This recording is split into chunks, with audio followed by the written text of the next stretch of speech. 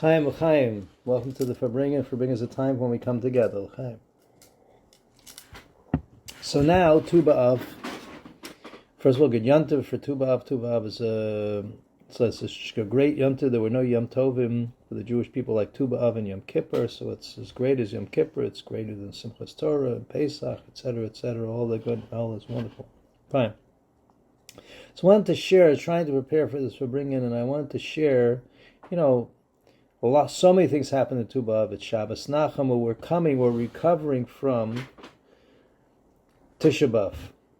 But we're not recovering from Tisha B'Av, because Tisha B'Av is itself a blessing. It's a time of tremendous power. We're actually revealing the power of Tisha B'Av. So I was just looking at this video. I wanted to share it and then take it a little further. So the video talks about something actually which was we used to actually joke about this in yeshiva. This was a machlekes between Hillel and Shammai. It's a discussion from the Talmud that talks about this. Ketzad maratim ufnei hakala. It's the famous song that's actually sung at weddings. How do you dance before the kala? In other words, when you go to a wedding, how do you praise the bride? You see the groom, you say she's a beautiful girl.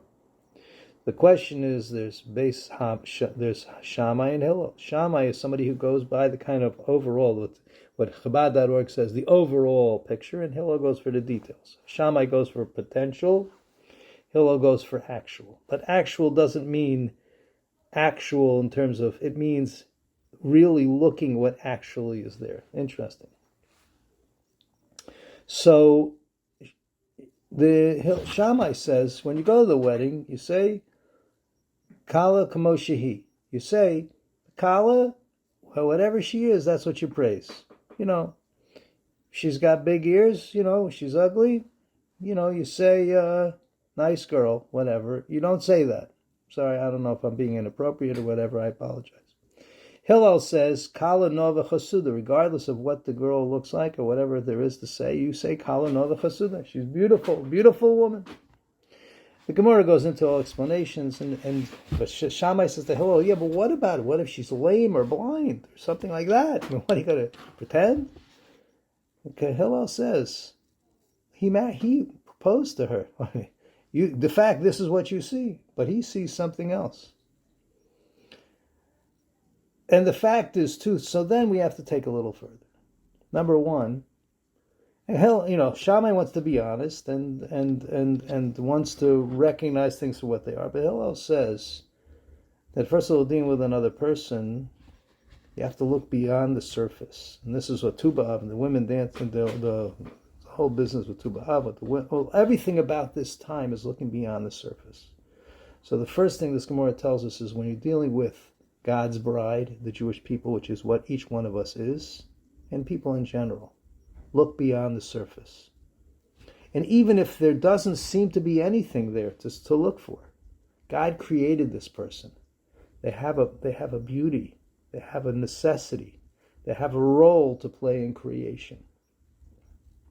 Beautiful thing about the Rebbe did constantly, is that he would treat people like this. He would put you in a position where he recognized that little spark, that little something in you. And he would encourage, he would fan that flame and bring it out. When a person says to that chassan, and to the kala, to that family, oh, she's a wonderful girl, and it seems like there's a problem, what you're doing is saying, I don't see the problem. You shouldn't see it either. As a matter of fact, I see the beauty, I see the power.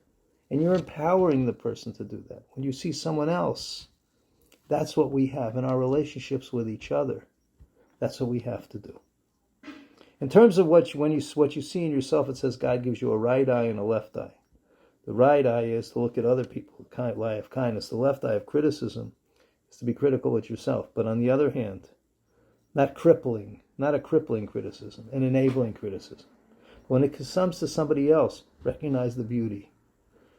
Recognize the beauty and help them bring out the beauty. That's the lesson about this time.